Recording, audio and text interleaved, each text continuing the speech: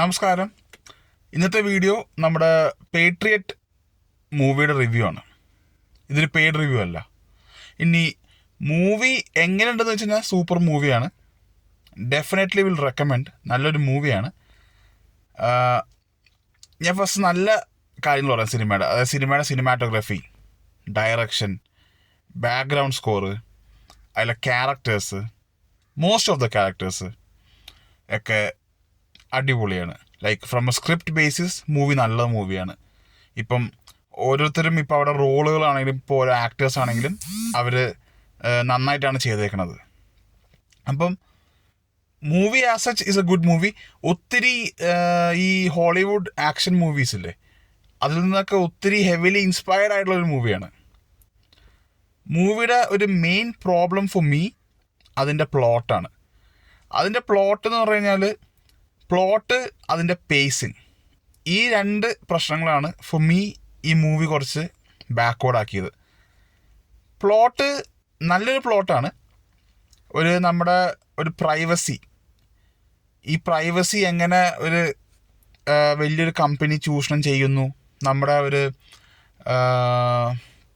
എന്താ പറയുക, നമ്മുടെ ഒരു പ്രശ്നം. നമുക്കിപ്പം ഒരു സ്കീമിൽ നമുക്കിപ്പോൾ ലാപ്ടോപ്പ് കിട്ടുന്നു, അല്ലെങ്കിൽ ഇപ്പോൾ നമുക്ക് എന്തെങ്കിലും കിട്ടുന്നു, അതെങ്ങനെ ഒരു കമ്പനി എങ്ങനെ യൂട്ടിലൈസ് ചെയ്യാം, അതാണ് സിനിമയിൽ കാണിക്കുന്നത്. സോ പ്ലോട്ട് ഈസ് ഗുഡ്, പക്ഷേ ആ പ്ലോട്ട് പോകുന്ന രീതി അത്രയ്ക്ക് രസമല്ല. സിനിമയുടെ പേസിങ് എന്ന് പറഞ്ഞാൽ എപ്പോഴും ഒരു സെയിം ഒരു പേസിങ് ആണ്. സ്റ്റാർട്ടിങ്ങിലുള്ള അതേ പേസ് തന്നെയാണ് പകുതി ആകുമ്പോഴും ടുവേർഡ്സ് ദി എൻഡും ഒക്കെ.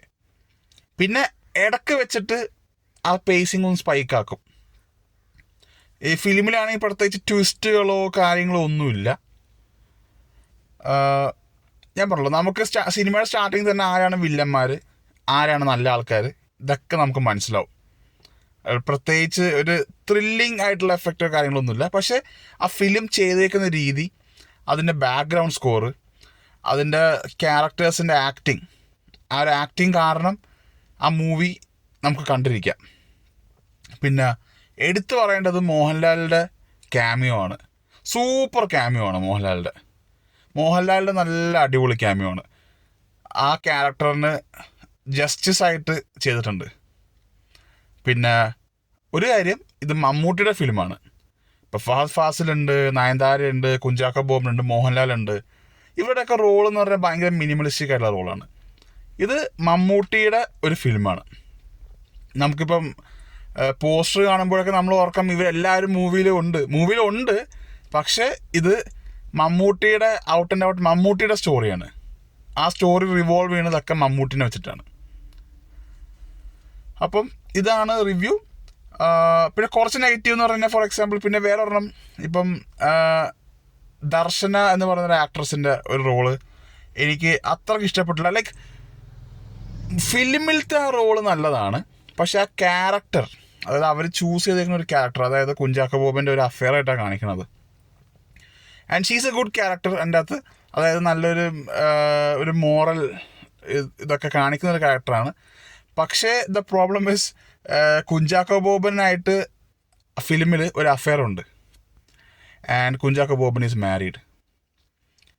അപ്പം ഫോർ മീ എനിക്ക് അതൊരു ഓഫ് പുട്ടിങ് ആയിട്ട് തോന്നി. അതായത് ഓക്കെ, പ്രൈവസി, മൊറാലിറ്റി, ഇതൊക്കെ വലിയതായിട്ട് പറയുന്നു. But then when it comes to the whole personal ലൈഫിലേക്ക് വരുമ്പം ആ ഒരു ഇത് അവിടെ കാണിക്കുന്നില്ല. അഗൈൻ അത് ആക്ടറിൻ്റെയോ അല്ലെങ്കിൽ ആ ഇതിൻ്റെ അല്ല, സ്ക്രിപ്റ്റ് റൈറ്റിങ്ങിൽ അവർ ചൂസ് ചെയ്തേക്കുന്ന ക്യാരക്ടർ ഇങ്ങനെയാണ്.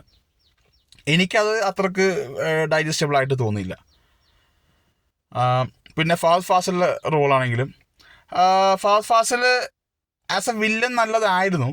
പക്ഷേ ഫിലിമിൻ്റെ അവസാനമൊക്കെ ആയപ്പോഴേക്കും ടിപ്പിക്കൽ ഒരു ഫഹദ് ഫാസിലിൻ്റെ ഈ ഭയങ്കര സൗണ്ട് വെച്ചിട്ട് ഇങ്ങനെ ഒരു ബ്രവാഡോ കാണിക്കുന്നു. ഒരു ലൈക്ക് ഒരു അവസാനം വന്നപ്പോഴേക്കും സബ്സ്റ്റൻസ് ഇല്ലാണ്ടായിപ്പോയി. സ്റ്റാർട്ടിങ്ങിലാണെങ്കിലും മിഡിലാണെങ്കിലൊക്കെ ഓക്കെ, നല്ലൊരു ഇതായിരുന്നു. പിന്നെ മെയിൻ വില്ലനായിട്ട് വേറൊരു ആക്ടറാണ്. എന്നാൽ അവസാനം എത്തിയപ്പോഴേക്കും ആ ഡിഫൻസ് മിനിസ്റ്റർ എന്ന് പറഞ്ഞിട്ട് ഒരു പുള്ളിയാണ് മെയിൻ വില്ലൻ. പക്ഷെ അവസാനമായപ്പം അദ്ദേഹത്തിനാണെങ്കിലും ആ ഒരു എൻഡിങ്, അതായത് ഫിലിമിനെ അത്രയും ബിൽഡ് ചെയ്ത് സ്റ്റാർട്ടിങ് തൊട്ടേ വില്ലന്മാർ ഭയങ്കര ഒരു ഇതാണെന്ന് പറഞ്ഞ് കാണിച്ചിട്ട് എൻഡിങ് എത്തിയപ്പം എന്താ പറയുക, അത് ഭയങ്കര അണ്ടർവെൽമിങ് ആയിപ്പോയി. ഒട്ടും ഒരു ഇമ്പാക്റ്റ് ഉണ്ടായില്ലെന്ന് പറയാം ആ ഫിലിമിൻ്റെ എൻഡിങ്ങിന്. കാരണം ആ ക്യാരക്ടേഴ്സിനെ ഗ്രോ ചെയ്ത് കൊണ്ടുവന്നിട്ട് എൻഡിങ് എത്തിയപ്പോഴേക്കും ഇങ്ങനെ എങ്ങനെയെങ്കിലും ഫിലിം എൻഡ് ചെയ്യണം, അതിൻ്റെ ഇടയ്ക്ക് കുറച്ചൊരു ഇമോഷണൽ ക്ലച്ചും കൂടി കൊടുക്കാം എന്നൊക്കെ പറഞ്ഞിട്ടാണ് ചെയ്തേക്കണത്. എനിക്കത് അത്രയ്ക്ക് ഇഷ്ടമായില്ല. എനിക്കത് ഒട്ടും ഡൈജസ്റ്റബിൾ ആയിട്ട് ഫീൽ ചെയ്തില്ല. ഫിലിമിൽ ഏറ്റവും കൂടുതൽ ഇമ്പാക്റ്റ് ഉണ്ടാക്കിയേക്കണത് എനിക്ക് മോഹൻലാലിൻ്റെ ക്യാമിയോ ആണ്. അടിപൊളിയായിരുന്നു. മോഹൻലാൽ ഇപ്പോൾ നല്ല അടിപൊളി ക്യാമിയോസ് ചെയ്യുന്നുണ്ട്. ഇപ്പോൾ ബബ്ബയിലാണെങ്കിലും ഇതിലാണെങ്കിലും അദ്ദേഹത്തിൻ്റെ ക്യാമിയോസ് സൂപ്പറാണ്, നല്ല അടിപൊളിയായിട്ടുണ്ട്. അപ്പം ഇതാണ് എൻ്റെ പേട്രിയോട്ടിൻ്റെ റിവ്യൂ. ഞാൻ കൊടുക്കുന്ന ഫിലിമിൻ്റെ സ്കോറ് 7/10. ഈ റിവ്യൂ കണ്ടിട്ട് നിങ്ങൾ സിനിമ പോയി കാണാണ്ടിരിക്കരുത്.